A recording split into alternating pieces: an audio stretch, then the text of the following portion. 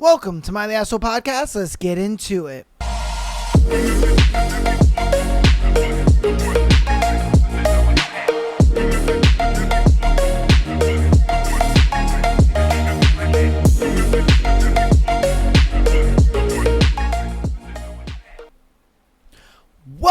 Welcome to My The Asshole Podcast. It is good to be back on a beautiful Tuesday episode.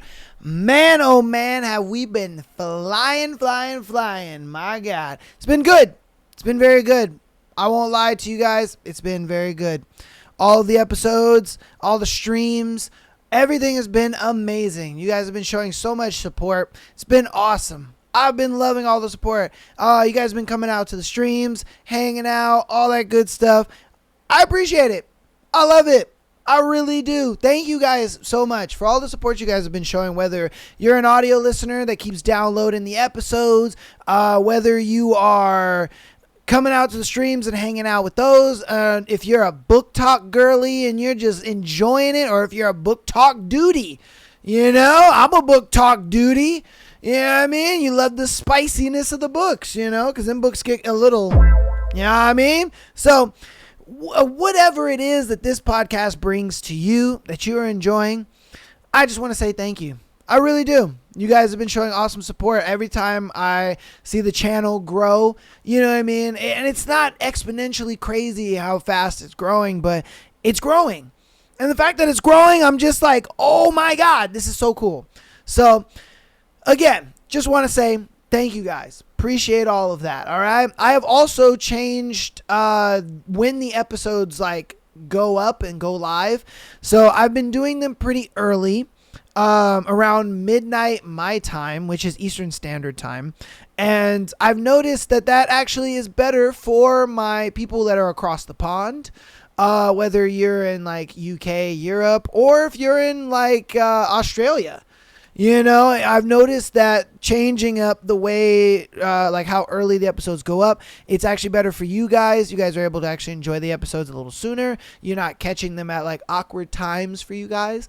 But yeah, so, you know, we've been trying some new things, trying some different things, and it seems like it's been working out. And if you're one of those UK people, or if you're one of the Australian people, let me know if the new, release schedule time is better for you guys. If it's not, let me know. Do you want the episodes to come out, you know, a little earlier? Do you want them a little later? I don't know. Let me know. All right. Let me know. But without further ado, let's get on into today's interesting thread.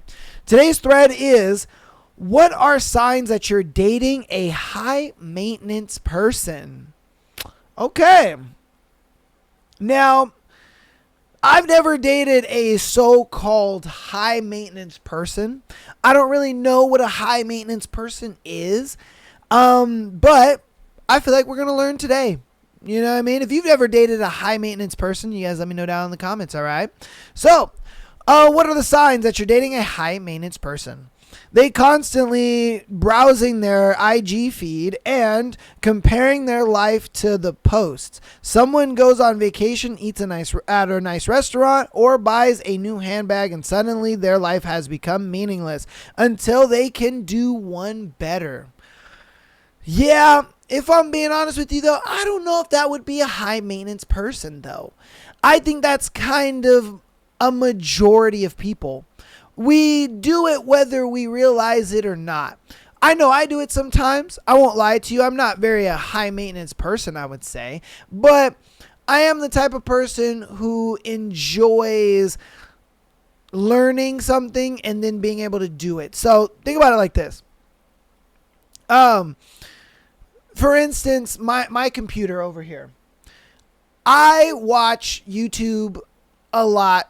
And I watch a lot of computer building stuff. I watch a lot of technology stuff. And it just fascinates me. Putting shit together and having a bunch of parts strung about and then you putting them all together to make one thing. I think is so cool. I really do.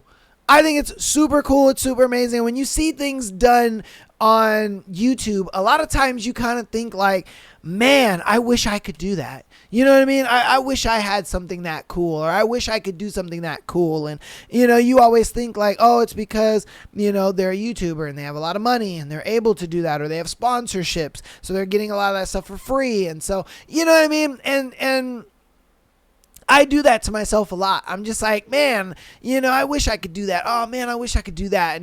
And I try to make it a reality of my own where like when I'm able to do those things, I'm just like, yeah, oh, you know what I mean? I feel like the YouTuber. I feel like the person that I was looking at and was kind of jealous of, you know what I mean? But I think we all kind of do that, whether it's music, whether it's art, whether it's, I don't know, a streaming career, a YouTube career, whatever it may be for you personally. I feel like everybody does that.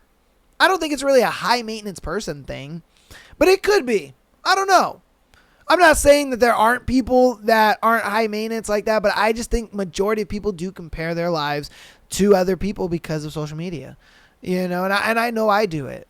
I do all the time. And it's one of those things where I kind of have to catch myself and be like, no, you know what I mean? Don't do that. Like, your life is great. You're moving at your own pace, All right. What are signs that you are dating a high maintenance person? For guys, looking down on affordable cars as very expensive hobbies, gets fines from time to time due to a careless behavior. Some of them claim to be frugal, that money doesn't matter to them, etc. In their language, it means that paying rent and fines and groceries and taxes on time is less important than their hobbies.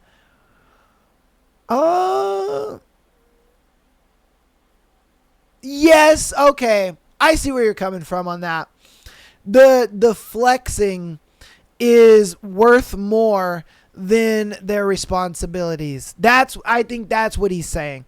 Like for guys will flex and buy stupid shit just to show that they got it, when in reality they're not paying their rent, their car note, they'll buy $1,000 shirt, but it's like you can't pay rent. Or they'll buy, $500 shoes, but they didn't buy groceries. Yes, 1,000%. 1,000%. That is a high maintenance dude. And sadly, that has become kind of dudes in general nowadays, is what I've noticed. Whether it be online or even in my own personal life, I've noticed a lot of guys do that. And it baffles me because I'm just like, bro, what? Like me, don't get me wrong. Like I have nice things, you know what I mean? I do. But at the same time, I don't do nice things unless I can afford it. Because I know for me, if I can't pay rent or buy groceries or do any of these kind of things, like I don't feel good about myself. I feel stressed out. You know what I mean? I feel stressed. I feel like, oh my God, the world is crumbling down on me. Like the first of the month for me is always a tough one. I'm sure it is for a lot of people. But I see some dudes and it's like the first of the month and I'm like, bro, what are you doing? You ain't got rent to pay. You ain't got like a car note. You ain't got like bills to pay. Like it's the first of the month, bro. How you got money like that? You know what I mean? Because I know I ain't got money, and you know what I mean? I'm living out here just like any other adult is. So how the fuck you got money? It'd be baffling to me, but I know at the same time, like I wouldn't say most of them, but there are dudes that are just kind of, they finagling it, they finessing it. It's like, so. It does make sense because, like I said, I have seen that a lot. Just not even on the internet, but just guys that I've encountered or worked with or whatever it may be. You do see that a lot. You do see that a lot, man. And I would say that is a high maintenance dude. What are the signs that you're dating a high maintenance person? Your wallet gets a lot lighter and you stop doing anything for yourself. I would say you do everything for yourself. Like, yeah, the wallet lighter thing. Yes. Most definitely. Because you're spending money on stupid shit all the time. And you're spending money on stuff that you really shouldn't even spend money on. Or that you're probably just buying in vain. But I don't think you stop doing things for yourself. I think it's a thing where you do everything for yourself. Like, you're very selfish as a high maintenance person, whether you're a woman or a man. You know what I mean? You're very selfish. You do everything for you. Everything has to benefit you. You know what I mean? Because the mantra of a high maintenance person is the fact that they are high maintenance. They're doing all of this to prop themselves up. You know what I mean? So I don't think they're doing anything for anybody else, if I'm being honest with you on that one. Yeah. What are signs that you are dating a high maintenance person? When you have to routinely disassemble them to oil joints and clear the dust out? Okay. Maybe that, all right, sure. If that was a joke, it was a very bad one. What are the signs that you're dating a high maintenance person? You may notice they frequently ask for favors or gifts, or they get stressed easily over small inconveniences. Communication can sometimes feel one-sided, where their needs and feelings take priority over yours. It's not always about money sometimes. It's just the emotional or mental energy they require that can be draining. And see, this is exactly what I was saying, where it's a thing where it's not that they're doing everything for everyone else. No, they're doing it for themselves. They are doing it for themselves. They're doing it for them to prop themselves up. And they have to be the center of attention, and everything has to be about them and all that kind of stuff. I was watching, what's it called? Perfect Match.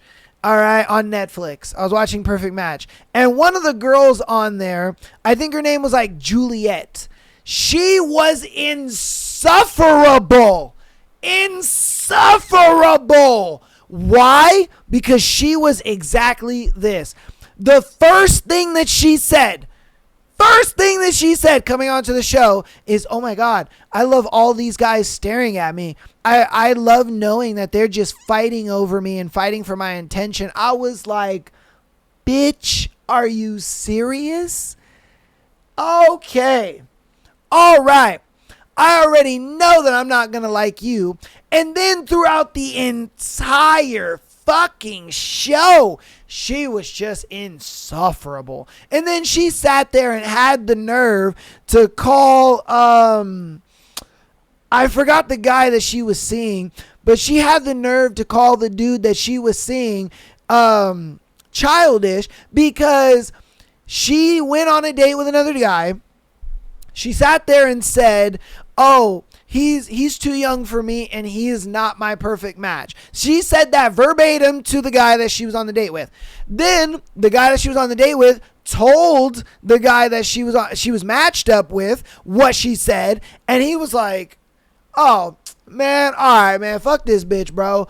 You know what I mean? Hearing something like that, yeah, that would kind of hurt you. So what he did is he was like, I'm done fighting her. I'm not going to yell at her. I'm not going to make this into a scene. None of that. I'm just going to leave.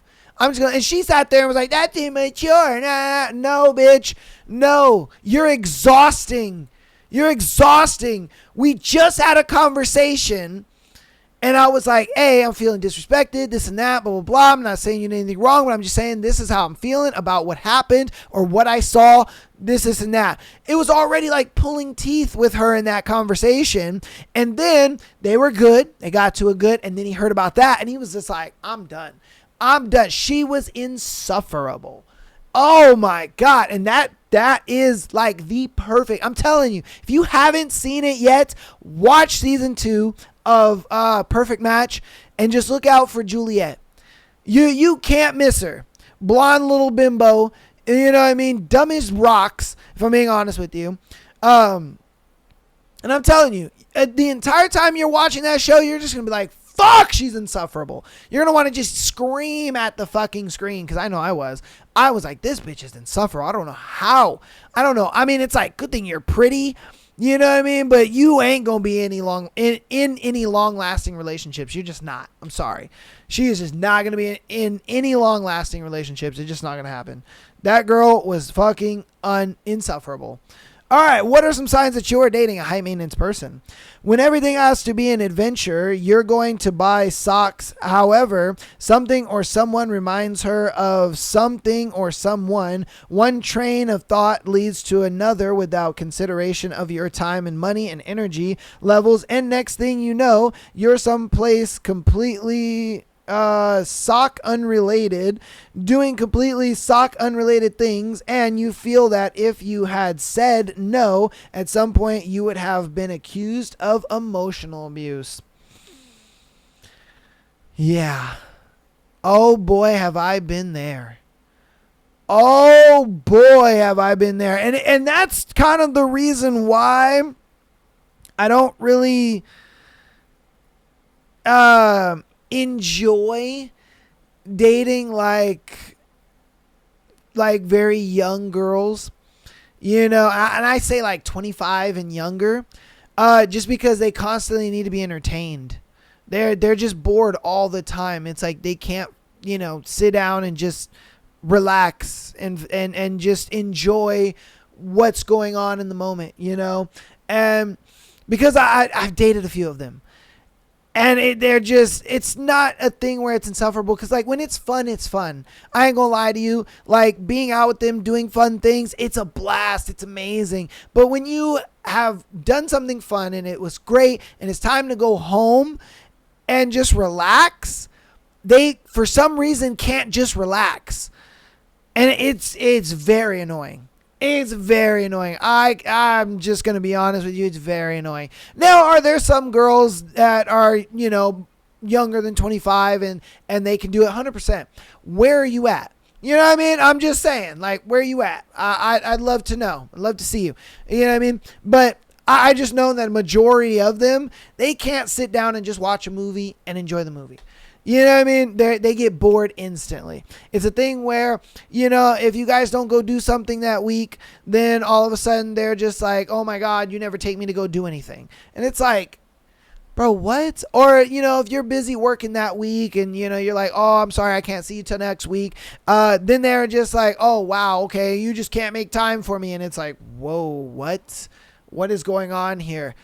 You know what I mean? And then I've had the emotional abuse card pulled on me a few times. Won't lie to you. You know what I mean? Because there was a girl that was like, we weren't even dating, if I'm being honest with you. We were just talking. And then I hadn't talked to her in like a week and a half. Busy with work, busy with the podcast, busy streaming. And she knew that. And then she was just like, oh, I just feel like so emotionally abused. Like, you don't even talk to me, this and that, blah, blah, blah, or see how I'm doing. And I was just like, all right, bro, I'm good. I'm good. You know what I mean? It just, oh, yeah, it's the worst. Absolutely the worst. Man. And that was a long time ago. That was like, that was like a little bit. That was a year ago. Yeah, about a year ago. Yeah. Man, yeah, terrible. Absolutely terrible, if I'm being honest with you. I won't lie to you. It's, yeah. Yeah. I can't stand that whole, like, they're bored all the time. All right. Let me see. Oh, what are the signs that you're dating a high maintenance person? What they wore, like a luxury vibe. So I guess it's a thing where they always want luxury things. What they wore, like a luxury vibe. I don't know what that means. I would assume instead they constantly want like a luxury life. Is what I mean? Is that what's kind of going on with that? I have no idea. But I mean, if you are dating somebody and everything has to be luxury and super nice, then yeah, I would agree with that. Just on the simple fact that everything needing to be luxury, it's like that to me. Honestly, luxury is obnoxious to me. I won't lie to you. Luxury, like luxurious things, is obnoxious to me. I don't know why. It just is. I don't know. Maybe because I've grown up in like when I grew up, nothing was ever luxurious. You know what I mean? Nothing, really. Nothing was ever luxurious when I grew up. I always had very lived in things. I've always, I never was in the hood or anything. I never, had a horrible or hard childhood or nothing. I'm not saying that. I'm just saying that, I don't know. As an adult, whenever I would experience luxurious things, it always made me feel uncomfortable. It always made me feel like, I don't feel like I should be here. You know what I mean? It just doesn't sit right with me.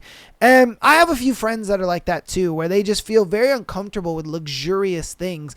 And I don't know if that's a thing that is, I don't know if that's a good thing or if that's a bad thing, or if, I'm alone in that. I mean, I know I'm not alone in that just because I do have friends that feel the same way, but I don't know, because there's some people who look at luxurious things or they experience luxurious things and they're like, oh my God, I want this to be my life and blah, blah, blah. And, like, I don't know. I look at them and I'm just like, ugh.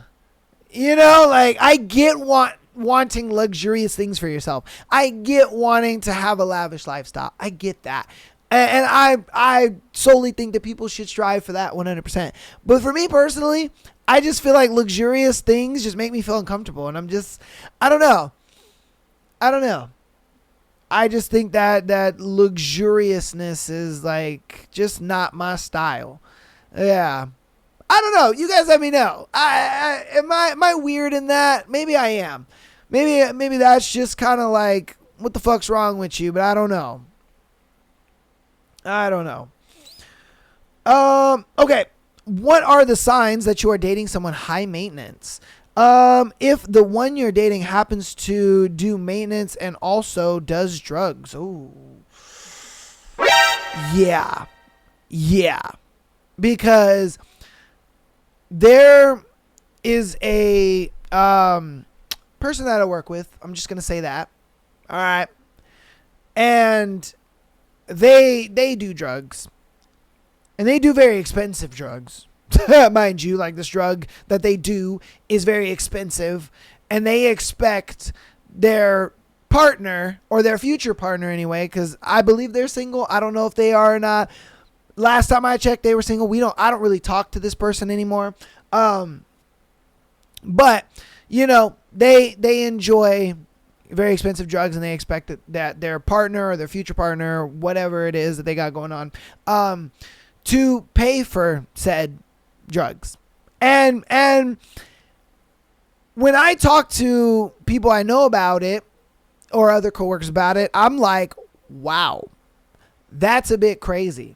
Because if I'm being honest with you, there's no way I would do some shit like that. Like if I was even talking to a girl, not even just dating, if I was talking to a girl and she was like, oh yeah, I like to do, these hardcore drugs. Like, if they do weed, if they smoke weed or whatever, okay, yeah, that's fine. It's not a big deal if it's that. But if it's like the hardcore, like heavy shit, like Coca-Cola or, shooting up some shit or whatever the case may be, that to me, that's overboard. I'm like, no thanks. I will be gone immediately. Because to me, I'm like, that is a no-go. I don't ever want to be involved with somebody that feels the need to do those kind of heavy drugs. I mean, like I said, even weed is just a little too much, but again, I understand it's legalized in most parts of America. I understand that, a lot of people do it. It is what it is. So that one I kind of give a bit of a pass, if I'm being honest with you. But again, it's the hardcore shit that I'm like, no, that's a big no for me. Yeah. And if you're the type of person that is expecting me as a potential partner to like pay for that, no, that's not happening. That is not, I will cut you off immediately. No fucking thank you. That is terrible. Absolutely terrible. All right. This will be our last one for this thread. What are the signs that you are dating a high maintenance person? Figured this out in college. Was stunned that the girl I was interested in would go on a date with me, took her to a nice Mexican restaurant. Conversation was focused on her, but I was all right with that. I was focused on her as well. When it came to order food, I realized she hadn't looked at the menu. As I was about to tell the waiter we needed a few minutes, she quickly scanned the menu and ordered the most expensive thing on the menu, a high quality steak fajita and lobster platter. I'm thinking, not only do I have a girl that's incredibly interesting, but she can also eat. This is great. Food came. She ate 2 mouse-sized bites. We left with $75 worth of food behind on the platter. Oh, fuck no. Later, she complained about being hungry, and that's when it hit me. I noped out and never contacted her again. Yeah, bro, that is a huge red flag. Huge red. If you're going to sit there, order the most expensive thing on the menu, and then nibble at it, and then you have the nerve to be like, I would have boxed that shit up. I ain't going to lie to you. I would have boxed that fucking shit up. I'd have been like, no, we get in a box. And she's like, no, I don't want a box. I'd be like, shut up. Get in a box. Like, the fuck are we talking about here? I'm not about to spend $75 you ordering the most expensive thing on the menu and I'm not taking that home? Oh, fuck out of here. Oh, fuck out of here. Box that shit up. And if I got to do it myself, I'll do it myself. Like, I am boxing that shit. I don't give a shit if she's going to sit there across the table talking about, oh, no, we don't need a box. I would tell her, shut up. I'm like, shut up. Please get a box. We are getting this to go. There ain't no way you about to sit there and you about to waste my money like that. Nah. Like, the fuck are we talking about here? That's crazy. That's crazy. That is a huge red flag. Thank God I've never experienced something like that. Thank goodness. Because if I did, I don't know. I might crash out. I ain't gonna lie to you. I might, look. I'm all for going to a nice restaurant. I'm all for taking a girl to a nice place. You know, I don't mind spending money. That's fine. I don't mind that as long as she's interesting, we can have conversations. You know what I mean? As long as everything is cool, it's smooth, we're laughing, having a good time, cat-kaying, doing our thing. I don't mind. I don't mind how much money I spend or where we go. Whatever. I don't mind that. Okay? I don't mind that. That's not the problem. The problem is when you make the cognitive decision to waste my money. That is when I have the problem. Like if I take you, let's say we go bowling or something, and say, I don't know, for whatever reason this bowling alley was expensive, and I spent like $50 on this bowling alley or whatever. And bowling alleys aren't that expensive. Usually they're like $5. But in this instance, it's $50. And she sat there and was just like, this is boring. I don't want to play anymore. And we're like 2 frames in. I would just be like, bitch, what did you say? Yeah, you know what I mean? Like I would be extremely pissed. You know, because it's a thing where it's like, bro, if we're having fun and we're doing our thing, I don't mind that. I don't care how much money I got to spend. I'll spend $50 on a bowling game as long as we're laughing, having a good time, and we're joking around. But at the moment that you sit there and you waste my money, that's when we got a problem. That's when I'm crashing out. All right? I will leave you there at the bowling alley. You go fucking find your own way home. You know? Like, I'm dead serious on that, man. It's one of those things where it's just like, I don't care how much money I have to spend on a date. That's fine. It is what it is.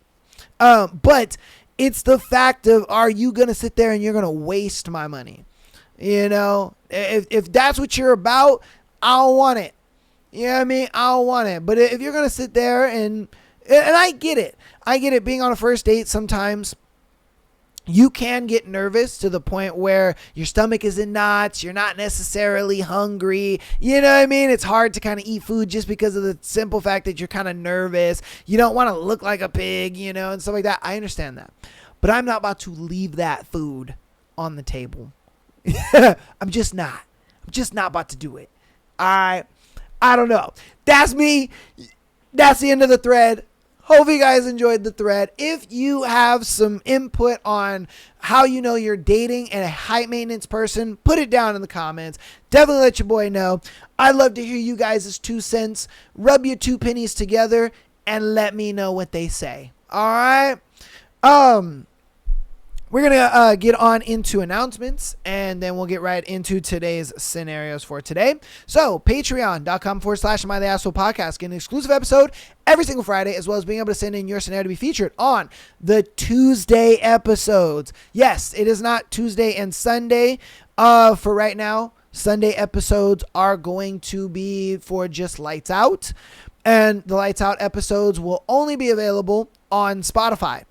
But once we're done with Lights Out, then it'll be regular scheduling programming, and you guys will go back to the Sunday episodes, all that good stuff. Okay. If you are thinking about the Patreon and you're like, I kind of want to see what's going on over there. You know, I want to see what's up. Go ahead and go on over there. Sign up for a 7-day free trial. Give it a shot for 7 days. See if you like it. See if it's something you want to do. And if it is, pay the $3 a month. If not, cancel. And it is what it is. All right? But I want to go ahead and give you guys the opportunity to just see what it's like for free. No charge. Nothing like that. You know what I mean? So definitely get on in there. Check it out. Hope you guys enjoy the content over there. If you're an audio listener, thank you guys so much for all the support, man. Appreciate all the downloads as well as the ratings. Rate us 5 stars on wherever you listen. That helps out a lot. Keep downloading the episodes, and guess what, baby? It's all free. It's free to do that. It's free 99. And if you want to help out even more on the free 99 side of things, go ahead and follow us on Instagram, TikTok, as well as subscribing on YouTube. All that is free and all helps us out. All right. It helps the channel tremendously. It really, really does. And I thank you guys so much for doing all of that if you have already done it. All right. Come check out our live streams. We've been live streaming like a madman. I've been live streaming all last week. I live streamed pretty much almost all last week, whether we were doing challenge runs, playing weird games, listening to, more of Phantom. That is a good ass book. I won't lie to you. And, we're just having fun over there. So if you guys want to have some fun with us, come on over, hang out. You know what I mean? We joke around. We have a good time. We do our thing. So either check us out on YouTube, Twitch, Kick, or TikTok. I stream everywhere. Why? Because some people like Twitch, some people like TikTok, some people like Kick. Just wherever you like to watch your streams, I got you. All right? I got you. So, without further ado, let's get into today's scenarios. All right?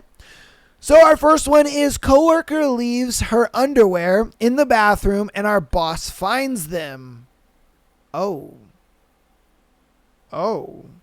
Okay. So, working in a small office, setting of 5 people, coworker, 30 female, is very messy. Lots of dating around and sharing openly about it. She confesses that she has recently started an affair with a man she has known a long time. Oh, okay. It's her high school boyfriend's dad / her dad's former best friend. Wait, what? So she's dating her ex-boyfriend, or it's her high school boyfriend. Yeah. So her ex-boyfriend's dad, her dad's best friend, or used to be best friend. So, okay. That makes sense. That's her dad's former best friend. They're not friends anymore because obviously their kids aren't dating anymore. So when their kids were dating, they were best friends. And then her ex-boyfriend, she's dating his dad. Okay. Wow, that's kind of crazy. She lost her virginity to the son and vice versa. He is 50 and married for 20 plus years. Damn. There is one very slow day at the office and it's just me and her. People sick, working at other locations, etc. She says she is going to go out with him on her lunch break. So they can fuck in his car at public fishing pull-off. Oh, okay. You wasn't lying when you said that she's very open about it. She proceeds to leave in the middle of the day for 2 hours. I minded my business and didn't snitch. The next morning, our boss comes in early and finds her underwear in the staff bathroom. She had changed it pre-lunch date and forgot to bring it with her. She made up a decent excuse and the boss laughed it off. Fast forward a year later, they're married and I officiated the wedding because of their officiant dropped out last minute when he found out the groom was not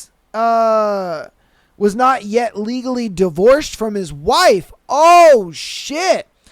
Always fun to have a messy coworker in the office to keep things interesting. Bruh. What?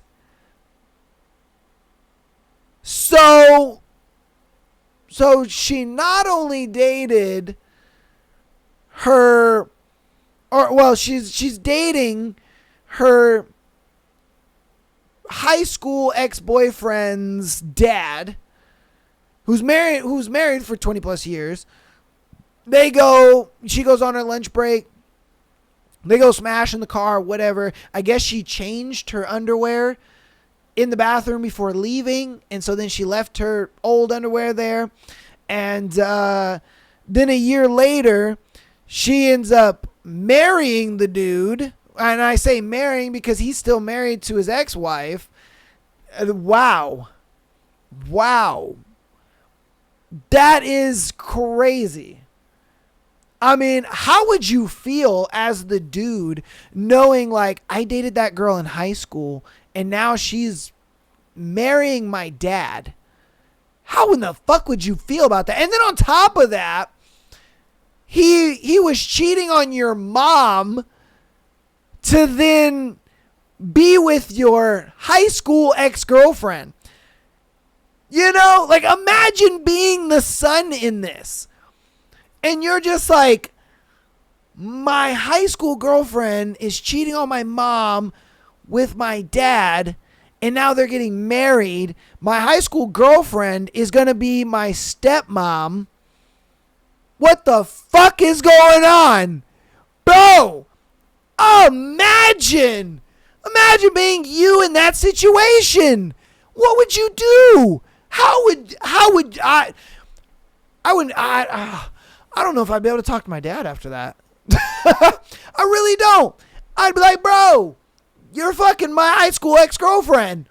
And now my high school ex-girlfriend is my stepmom. What the fuck, man? What are you doing? What is this? And then mom, you cheating on mom? Like, what the fuck, bro? Woo, that is a bag of worms, bro. That is a bag of worms. Oh my, let me know down in the comments, man. What would you do if you're the son? If your ex-partner from high school is canoodling with your parent and then they become your step-parent, what the fuck would you do? Because if I'm being honest with you, I don't think I would be able to be like, I would not be able to have a relationship with my dad. I couldn't do it. I would not be able to do it. I would just be like, nah, you know what, bro? I'm good. I am good, fam. I'm good. I cannot do this. This is out of my wheelhouse, if I'm being honest with you. You know, it would just be too much to deal with. I wouldn't want to see her. That would be weird because it's like, it's a brain melder. Definitely. Let me know what you think about that one in the comments and what you would do. Because, god damn. On to our next one. My coworker tried to quit dramatically, but the manager said, okay, too fast. Wow. Today, one of my coworkers stormed into the manager's office yelling, I've added with this place. I quit. Clearly expecting drama, maybe some begging. The manager just looked up from his computer and said, okay, good luck out there. My coworker froze, stammered, wait, you're just letting me quit? Manager shrugged and went back to typing. 5 minutes later, my coworker sheepishly asked if they could unquit. Manager said no. The silence in the office afterward was louder than their entrance. Bruh. Come on, man. what did you expect? What, you thought you was going to get a raise? What, you thought like you were going to make some strides in this all of a sudden, especially in this job market? Woo! Oh, good luck. That's why the manager was just like, okay, good luck out there. Good luck trying to find a job in this market, because you ain't going to find one. But I'd like to see you try. You know what I mean? I'd love to see you try. Go ahead, man. You think you got the chops, get on out there. Like, bro. And then you already have to understand that jobs don't give a fuck about you. They don't. You know what I mean? You have to understand that. Like, you can't get mad at understanding that a job doesn't give a fuck about you. You know what I mean? You have to go to your job and be like, I am here to make money, not friends, not to be chummy with people, whatever. No, I'm here to do what I got to do and go home. I'm a clock my 8 hours and go home. That, you just have to understand that that's what a job is. Yeah, you're going to have some cool coworkers and, you know, some people you're tight with and this and that. But at the end of the day, the job is 8 hours and you're out. You know what I mean? You don't give the job more or less of you. Because that's how I look at my job. Like, look, my job is one of those things where I work with some amazing coworkers. I work with some cool ass people. I won't lie to you. Everybody that I work with are very cool people. But at the end of the day, I'm going home. You know what I mean? If y'all want to text me, you want to call me, that's cool. That's cool. And they're like, oh man, where'd you go? And I'm like, hey man, I went home. You know what I mean? Don't have some hard feelings, because it ain't you. I'm doing this because I don't give a fuck about the company I work for. You know what I mean? I'm not giving them more than 8 hours. I'm not going to give them less than 8 hours. I'm going to give them my 8 hours. I did my tasks that you have hired me for, and I'm going home. You know what I mean? Like, hey, man, you know, that's why I would never barge up in there talking about, I'm sick of this shit, I want to go, I'm quitting. No, because I understand my job don't give a shit about me, but I need the money. You know what I mean? Like, come on, bro. You can't do it. You're expendable. You can't sit there and like threaten a job, you know, with leaving. It's just not going to work. Yeah, it's just not. Put your 8 hours in and go home, man. Good luck for that guy. Good fucking luck. On to our next one. Am I the asshole for telling the bridesmaid I will not tell the bride that the bridesmaid dresses are extremely unflattering? Okay. So I guess one of the bridesmaids is just like, hey, you need to tell the bride that these dresses ain't it. And she's like, bitch, you tell her. So let's see. I, 31 female, the maid of honor for my best friend Lily. Oh, I see that. Okay, you're the maid of honor. So that's probably why they're like, bitch, you need to tell her. Lily, 29 female. Lily has the body of a model, and she is by far the most conventionally attractive one of our friend group. That's why she's getting married. Let's be honest here. In our friend group, the bridesmaids and myself are plus size, and none of us have an hourglass. Lily bought bridesmaids, and Lily bought bridesmaids and maid of honor dresses. We don't like them. They're tight on the midsection. They're backless. They're very short. All the bridesmaids, especially bridesmaid Amy, 32 female, are pressuring to tell Lily how we feel. I told them I will not tell Lily that the bridesmaid dresses are extremely unflattering. Amy said I was selfish, weak, and a pushover. She said I'm doing Lily a disservice because her bridesmaids and maid of honor will look fat and gross. Oh, damn, that's kind of fucked up. Okay. I love Lily. She loves us. And I don't want to bother a busy bride too soon. Am I the asshole? Oh, yes. And I'll tell you why. Stay with me here. The reason why I think she's an asshole is just for the simple fact that sometimes people have a vision of what they're planning and they think it's going to look a certain way. And then when they see it, they're like, oh no. Oh shit. And I think if you guys don't say anything, you're going to have a Bridezilla moment where she sees you guys in the dresses on the day of and she's like, oh shit, you guys don't look the way I thought you were going to look in those dresses. Oh shit. You know what I mean? And so I think it's good to kind of tell her either that or show her you guys all put the dresses on and be like, I don't think these fit us very well. You know what I mean? Maybe we should go with something a little different. And then she might be able to see it and be like, oh, yeah, you know what? Okay, I don't think those do fit you guys. We might want to go with something different. I think in this situation, seeing is better than speaking. Show her. Show her what you guys look like in those dresses and how, you know, they're just not flattering to you guys' body type. And then I think she'll kind of be like, okay, this makes sense. Let me go ahead and make some adjustments. I got you guys. Because if you go in there and you tell her, she's like, no, look, you guys are going to look fine. It is what it is. You guys are overreacting. You guys are going to look great in the dresses. Because in her mind, she thinks that these dresses are going to look great on you guys when you guys know these dresses ain't going to look good on you guys. So you just wear them. All of you guys wear them. Go in there and just be like, hey, you know, Lily, I think it was her name, right? Lily. Yeah, Lily. You know, Lily, these don't really look good. You know what I mean? We got Karen's nipple popping out. You know what I mean? I got this whole like belly thing going, you know, Tammy over there's got some back fat situation. Like it's just not working out. So we might want to change up the dresses. And I think her seeing you guys in the dresses, she might be like, ooh, and then you voice your concerns too. You know what I mean? Definitely voice the concerns. You know, they're too short. You guys don't really like that. You know what I mean? And she, I think at that point will kind of understand because she can see what's going on and see the discomfort on you guys' face. She's you guys' friends. You know what I mean? She looks at it. She's not going to sit there and be like, oh, but if it's the day of, and then you guys bring this up. Oh, yeah. Yeah, most definitely. Most definitely you're going to have a Bridezilla moment on your hands and it's going to be bad.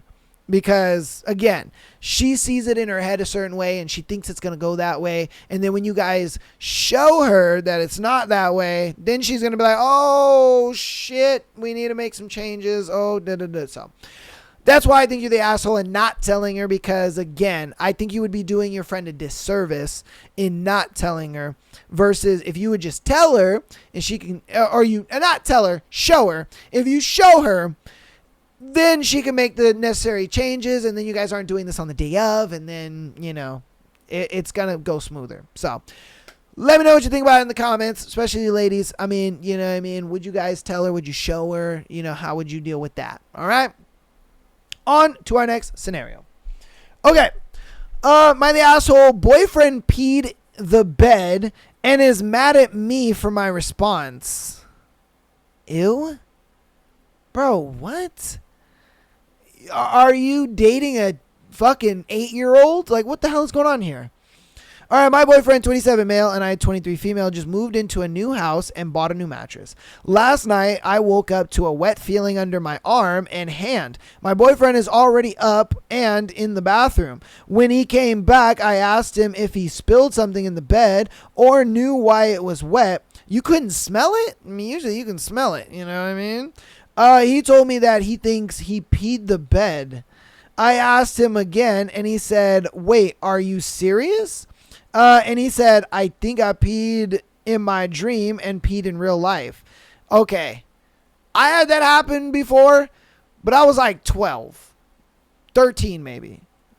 I've never had that happen at any time after, if I'm being honest with you. Okay. We're both half awake at this point, and I'm just surprised that he actually did wet the bed. I asked him to go grab stuff to clean it up, and he told me that it was fine. It is not fine, bro. That's disgusting. I asked him what he meant by that, and he grabbed a towel, laid it on the wet spot, and got back into bed to go to sleep. This nigga. That is disgusting. Whose mans is this? Who raised you to be like this, bro? What the fuck? I pulled the covers off of him and told him that he needs to go grab stuff to clean it up because I don't want it to get stained, and it's a new mattress. And we don't have a mattress cover for it yet. Oh, and see, you got to get at that stain quickly, or you got to get at that wet spot quickly before it stains. He told me that it was fine and I'm overreacting. That statement naturally pissed me off, and I told him I am not going to sleep in his piss and that it's not fair to me. He told me he'd clean it in the morning and that it's not a big deal and it doesn't warrant the reaction I have. That was not the solution I wanted, so I took all the sheets off the bed, threw them at him, and told him to sleep on the couch. It was very irritating hearing him tell me that I am overreacting because I asked him to clean up his peed in the bed we both sleep in. He then knocked on the door 10 minutes later asking for a new blanket because the one I gave him smelled like pee. Come on, bruh. So am I the asshole for overreacting to my boyfriend not cleaning up the pee in the bed right away? You're not overreacting at all. You are not the asshole. Your boyfriend is a fucking child. This man is a child. You moved in with a fucking child, bro. You did. This sadly is a microcosm because, like I said, I've always had the saying of how you do one thing is how you do many things. And the fact that he sat there and didn't take care of this problem right away lets me know that when there are future problems that you guys are going to be dealing with, he's going to do the same thing. He's going to put it off. And it's going to get put off so much to the point where you're going to get very upset and you're going to get very frustrated and you're going to be like, what the fuck is going on? And then you're going to get fed up with him at a point. And it's going to get to a point where you eventually probably will break up with this guy. This is a relationship that will not last. And sure, you could stay with him. You can do that if you want. But I can already tell you that this is a microcosm of him literally, and I mean literally, seeing a problem and putting it off. And I guarantee you that when there are problems later on in the relationship, he's going to do the same exact thing. He's going to just see it. He's going to put it off. It's going to frustrate you. And then you guys are just going to kind of be in this endless loop of just fighting over dumb shit and stupid crap. Look, yeah, I get it. You look at it like, I peed in the bed. It is what it is. What you're mainly mad is how he dealt with it. And it's 100% understandable. It is. Because I know if I peed in the bed, I would have woken you up and I would have been like, oh shit, babe. Oh, you're not going to believe this. Like, I'd fucking pissed the bed. Like, I don't know why or how it happened, but I did. I would have woken her up and let her know. That way I can get all the sheets and everything off the bed. And I would have threw it in the washing machine. Went to the bathroom, cleaned myself up, and then came back out. And we would have just slept on the mattress. You know what I mean? Or, if the mattress was wet, then I would have went and got some stuff to like clean it really quick. It doesn't take that long. It's literally just grabbing all the blankets, pillows, and sheets or whatever it's wet, throw it in the washing machine, clean myself off, spray some stuff on it, clean it up with a towel and you're straight, bro. Like, you got to understand as a man in a relationship, your woman is always going to look to you for solutions. You know what I mean? And this is in literally any relationship. Like, women, when they're in a relationship, they're going to look to their man for solutions. When there is a problem, they're going to be like, how are you going to fix this? And if you're like, I'll get to it when I get to it. I don't feel like it.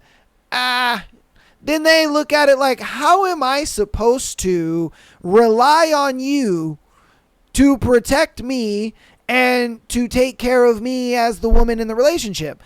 You know what I mean? Like, that is literally what she is thinking. She's just like, bro, how is this guy, if he can't deal with a small little pee incident in the bed, how the fuck is he supposed to deal with the bigger things that happen in our relationship? Think about it.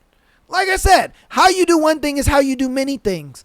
So, again, this is just a microcosm of how this relationship is going to go in the future. You guys are going to be dealing with situations where you're like, oh, we really need to work on this. We need to work on that. Oh, later. Oh, I don't want to deal with it now. And he's just going to keep putting shit off. And then the more shit that gets put off, it's just going to stack and stack and stack and stack and stack and stack until it just falls over. And then you're just done. You're just done. You know what I mean? Because where he's going to want to rebuild that stack and try to fix it, you're done. You don't want to put that stack back up because it's built up for so much and then it fell over and you're like, dude, I'm finally done. Like, you might as well get out of that relationship now, if I'm being honest with you, versus later, because again, I can tell you that this is going to be a rough one. This is going to be a rough one for you. I really don't see this relationship lasting very long, but good luck. And you guys let me know what you think about it in the comments, all right? Because again, I just don't think this is going to last, but you guys let me know. We'll get into our last one for today's episode. We got this far in the episode. Thank you so much. Love you. Appreciate you. Let's get right on into it. Am I the asshole for thinking of divorcing my wife over this? Okay. Let's see if he's right or wrong for divorcing his wife in this. I, 35 male, married to my wife, 34 female, for 7 years. We have 4-year-old twin daughters. I work as an SDE. Is that? No, that's not stay-at-home dad. SDE? I don't know what that is. Something dad something. And have a good WBL. I guess work-life balance.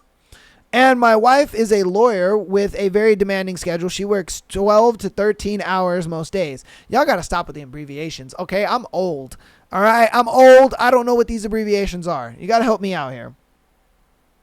In regular day, our mornings start with her getting the kids ready for preschool and dropping them off on her way to work. In the afternoon, she comes home briefly to pick them up from school, has lunch with them, then heads back. A nanny stays with them until I get home in the evening. Once I'm back, I spend time with them, help them with school stuff, and spend the evening with them, help them in their activity/study, feed them dinner, make them sleep. My daughters don't eat, sleep without my accompanying them at all. On weekends, I usually take kids out parks, long drives, small staycations, or to my parents' home. Always just the three of us. And it feels like it's me and the kids now. My wife and I have become more like co-parents. We don't have emotional connection and we barely get time to talk, let alone have moments of intimacy. I do love my wife, but it's getting really very frustrating. It's just that we're just keeping this going for the sake of the kids. She feels guilty for not spending enough time with the kids in their formative years and tries to make up for it by focusing only on them whenever she is home. Her whole life seems to revolve around work and the kids. I'm just nowhere now. Oh, wow. I'm not happy at all, but whenever I ask her to take things slow, I feel guilty, like I'm forcing her to mess up her already overloaded schedule just to keep our relationship. And then I hate myself for feeling like a burden. And to make things worse, a few weeks ago, she found out that I was chatting with my colleagues at 3 a.m. It was literally a fucking normal chat. We were just talking about a party and a colleague just complimented me on my shirt and only said, I liked your shirt. I even found it weird, but just said thanks and moved on. The next day, during our kids' piano class, my wife had my phone and saw the messages. Since then, she has been throwing passive-aggressive taunts at me like, why was your colleague complimenting your shirt at 3 a.m.? She even thought that I'm emotionally cheating on her. I explained everything that colleague sent me, text about the project report earlier, and I wake up at 3 a.m., so I just replied, okay, go ahead, and then colleague instantly came online and gave gave more update, and the chat shifted to the recent office party, and she complimented, "I like your shirt," which I felt really weird, so I just replied thanks, and immediately closed the chat. That was hardly 5-minute conversation. My wife eventually accepted that there was nothing wrong, but now she gets passive aggressive and brushes me off all the time. Recently, I suggested that if she wants, she can consider leaving her job or take a break considering her health, and I can manage financially. She got offended in that too and said she doesn't want to leave her job. I get it, but what about the kids? Oh man. Honestly, you guys need a couple counselor. That's what y'all need. Y'all need some couples therapy. Yeah, because I think a couples therapist could help you guys find some common middle ground to the point where you guys can kind of not necessarily understand each other, but just be able to find solutions to the problems that you're having. Because essentially what they're going to do is they're going to just give you tools and ways to communicate with your partner that you may have not thought about. You know, it seems like you guys don't spend a lot of time with each other. So again, that also could be a way that you guys haven't found a way to communicate to each other that the couples therapist could help you guys out with. It could be a thing where hearing it from a therapist of saying, hey, you know, maybe you should cut back on your hours at work and spend some time and schedule some time with your husband, schedule some time with your kids, schedule more family time, and have a little bit more of a work-life balance instead of working 12 to 13 hours. Maybe work just 8 hours. You work 8 hours, you still get, you know, your pay, you're still working, doing the job that you love, but at the same time, you now have more time with your family. Hearing that from someone else other than you might trigger something in them. Sometimes that's what it takes. Sometimes it takes a third outside party person to kind of say these things that you've already been saying or that you've already been thinking, because what it does is it kind of like confirms in her head that, okay, not only my husband is saying that, but and also Lyson's therapist is also saying that too. Maybe it is a problem. Maybe it is something that I need to change. Maybe it is something that I need to work on as an individual that will kind of help me get to where I need to be to, you know, be more present in not only my children's lives, but also my husband's life. And even vice versa. I mean, it can give him communication tools on to better communicate with her and allow him to be able to communicate things to her in a way that she kind of understands and feels comfortable with, and helps her be like, you know what? Oh, this makes sense. Okay, I do see where you're coming from. I do understand why this is a problem or it's an issue. Oh, I am sorry that I overreacted about, you know, something as simple as I like your shirt, you know, because again, it happens. This type of shit happens all the time. This stuff, you know, wires get crossed, misunderstandings. It happens. It's relationships. It's what we do. It's what we go over. But I think having that like outside person confirm a lot of the things that you guys are already saying to each other and that you're already communicating to each other. They might just be able to communicate it in a way where it's more understandable to the other person. It could help you guys out. You know what I mean? I've gone through couples therapy before, and it does work. It does work. It works in the sense of it does help you communicate, because what you're doing is you're pretty much telling your partner things that you're already telling them or that you want to tell them. You're just doing it through a third mouthpiece. So you're pretty much telling the therapist, hey, this is what I want her to understand. This is what I'm telling her. She's just not getting it. I don't know why. I'm trying to communicate this to her, blah, blah. Then the therapist talks to her and says, this is what's going on. This is why he's feeling this way. These are the things that he has suggested that you try. These are some things that I suggest that you try. And then it's vice versa. She communicates what she's trying to communicate to him. And then he's like, well, this is what she means when she says this. And this is how she's feeling when you say that. So on and so forth. It's a great way to have just a great dialogue with a mediator that understands both sides and is trying to help you guys find that common goal. It does work. I'm telling you, man, I don't think divorce is the way to go in this one. I don't. I feel like you guys haven't tried absolutely everything before going to divorce. I feel like if you guys try the couples counseling and that doesn't work, you know what I mean, then obviously try to have a conversation to where you guys can come to some middle ground and realize, okay, we need to be able to make time for the kids, time for each other, and time for work. And we just have to figure that out. Write out your schedules, write out everything hour by hour, so that way you guys can kind of visually see it. And, you know, you guys can come in and be like, you know what, I could cut that back a little bit, and that would give us some time to, you know, spend with each other, this and that. Oh, you know what, here I can kind of carve out some time. I can call you. We can have a phone conversation. I could talk to you. You know what I mean? We'll talk and we'll have a good time there. And you know what I mean? You just write it all out, visually see it, be able to understand, like, okay, these are the things we can cut back on. These are the things that we can do. These are the problems. We can find the solutions. And it works. I've gone through it myself. I've done it. I've been there. So try it. It might work. But I don't think divorce is in the cards for you guys just yet. I don't think this is that bad of a situation to where you guys need to go to divorce. Again, you guys can fix it. You guys just aren't trying to find the solutions for some odd reason. So let me know what you think about it in the comments, as well as everything we've gone over today, as well as the thread.